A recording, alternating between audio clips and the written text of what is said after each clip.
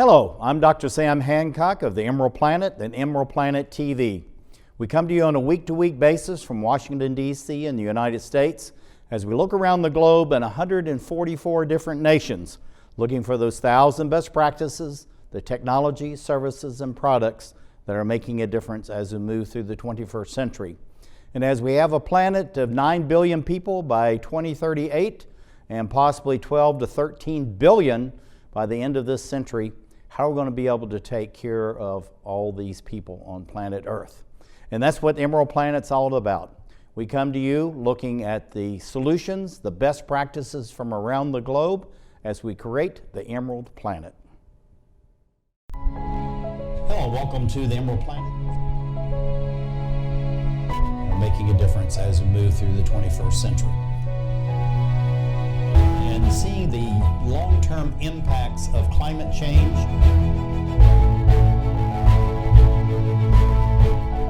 We're glad to have you. Thank you for being with us. We have a topic under this Caribbean Climate Smart Accelerator. It's 30 by 30 using nature-based solutions. And this is what Emerald Planet's all about, is how do we take nature, allow its energy, the resources, its very essence to solve the problems that we have as we go through the 21st century. An accelerator is looking for all these new and innovative ways of doing it. Call Moses, she's the CEO, Caribbean Climate Smart Accelerator, and looking at the accelerator and this title of 30 by 30 using nature-based solutions. How do you do that when you have such diversity, such mileage in between all these different nations and make it all work? Well, I think the issue of diversity is exactly how we use 30 by 30 to achieve our goal. So the 30 by 30 goal is to protect 30% of the land and 30% of the ocean by 2030. And it's what the best available science tells us is necessary in order to preserve the biodiversity that we have across the planet. And so what we want to do is to take a lead as a region in this protection and advocate for the developed world and other small island states to follow our lead.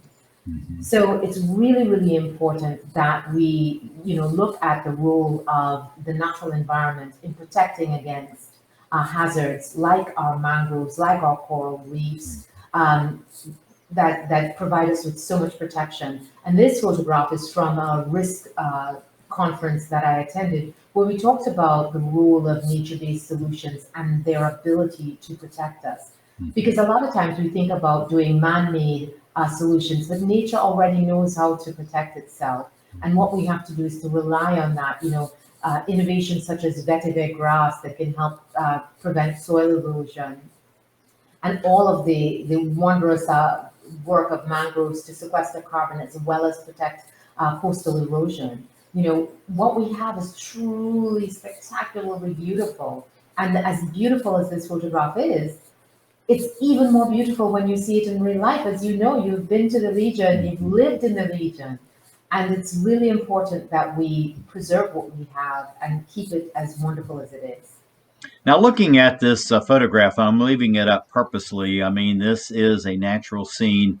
You see, the buildings, so people actually, it's this land-sea juxtaposition and easy transition from actually one end of your house to the other, one end of the lodge to the other.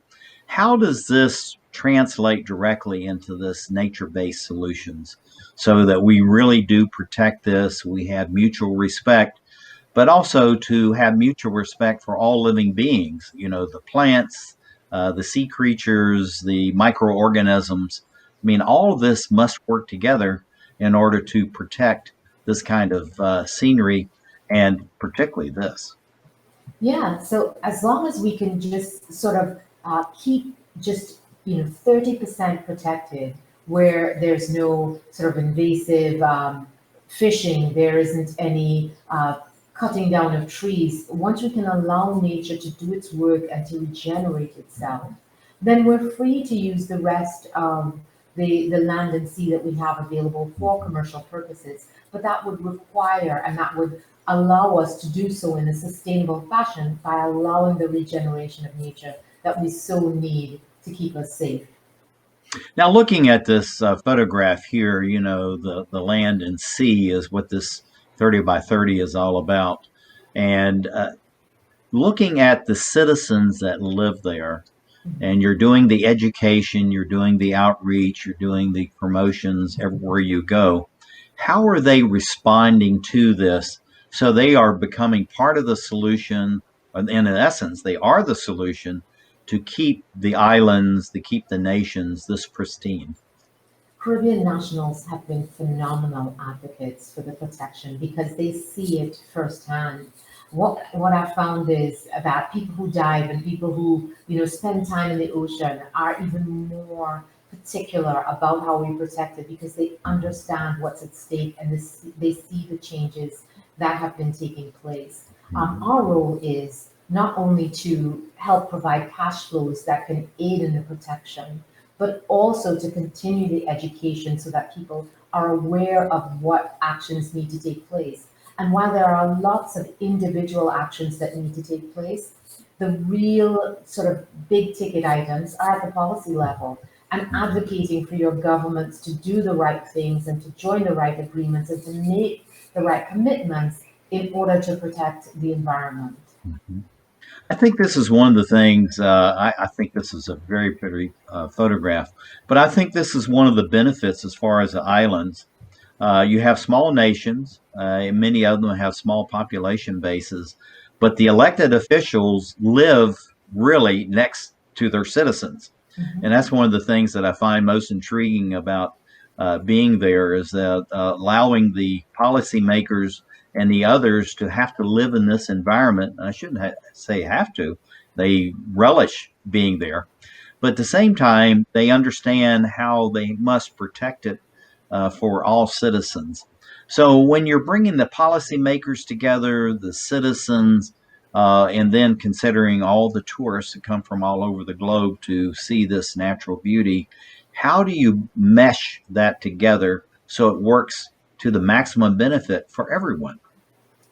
So what we have to do is to make sure that there is as much awareness as possible as to what are the things that we have to do and what is the path of least resistance to the solutions that we require to have. I think with governments, what you find a lot of times is that they have to weigh short-term interests and being reelected with long-term objectives like stemming climate change. And so we have to make it a part of both their short-term and their long-term vision because we are insisting upon the action that needs to happen. Yeah, and I think when you have this type of natural beauty and you're living it day in and day out, I mean, this is a built environment for sure that we're looking at here. Very Caribbean, very blend into the countryside, even when you have the cars and the buildings and all these other things. It's really a different way of thinking and a different way of life, having been there, lived there. It's just quite different than if you're in a Tokyo or a London or a New York or a Paris or somewhere like that.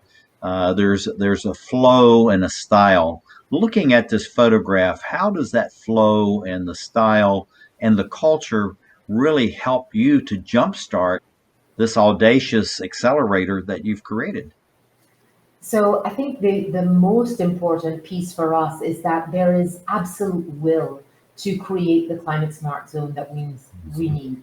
What there isn't enough of is money to create this climate smart zone. So what we are focused on is creating cash flows. So from protection, for example. So we're working closely with the Inter-American Development Bank on creating financial instruments that work to protect nature. There are people with vested interests in how much carbon we sequester and how much of our natural environment that we protect, and they're willing to pay for that. And so we have to make sure that we are able to tap into those cash flows so that the protection can take place, because the protection, unfortunately, is not inexpensive in the least. I think one of the things that's really a benefit is because energy mostly came from, very dirty diesel for, decades. And so a lot of it was generated by, the homes and all that.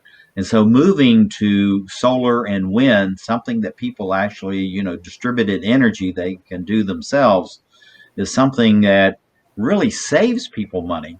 And at the same time, it's saving the environment. So, how does this uh, background, this history of very high energy cost, now you're saying, hey, we can produce our own and it's going to be far less expensive. How does that play into protecting the environment and doing the right thing? So, we need all of these things to cooperate. So we need the right thing to be the cheap thing to be, the thing that people are aware of, and that perfect sort of triangle, and making sure that not, renewable energy is always the best solution in the long term, but the upfront costs can be prohibitive. So we're advocating and working with a lot of the regional institutions to try and lower the entry costs of renewable energy, but also looking at that at an individual scale as well as at a utility scale, so that if you can't afford to generate your own solar, at least you have the ability to connect to cheap energy that's good for you. Now, looking at this 30 by 30 and nature-based solutions, how of what we're looking at right here, Raquel, how is that getting at that 30 by 30 and using nature as the solution? Sure. So what you're looking at is seagrass here, and one of the things that we struggle with quite a bit in the region that you're not seeing in this picture is sargassum.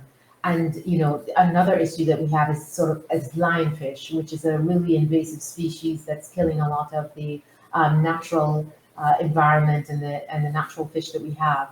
And so looking into the water just talks us through how do we take what we have and use the things that are actually harming us to do other things. So there is an entrepreneur in St. Lucia that's using our sargassum to make biofuels. There are other entrepreneurs working on some incredibly innovative solutions that we want to use to export. But the things that we're producing too much of, we can find uses for those that we can then transform them into different products that we can then sell on the open market. Mm-hmm. And one of the things too, and we're just about running out of time, Raquel, but you have wave action, you have all this water. I mean, you really all the energy sources that you need around you, plus innovative and new technologies, is certainly a path forward to do all of this. But how do we take this natural beauty, translate that into the future? And we have about 15 seconds left to answer that point. Well, I think for us, it's really about building our resilience. So in this picture, you see the pepper. It's about, our food security, our energy security, the security of our environment, and making sure that we're looking at all of those things all together and making the best solutions. So, as we go out, this is a beautiful scene. This is a beautiful region of the planet, the Caribbean Basin. And Raquel Moses, CEO, Caribbean Climate Smart Accelerator. Thank you for being with us as we look around the globe to create the Emerald Planet.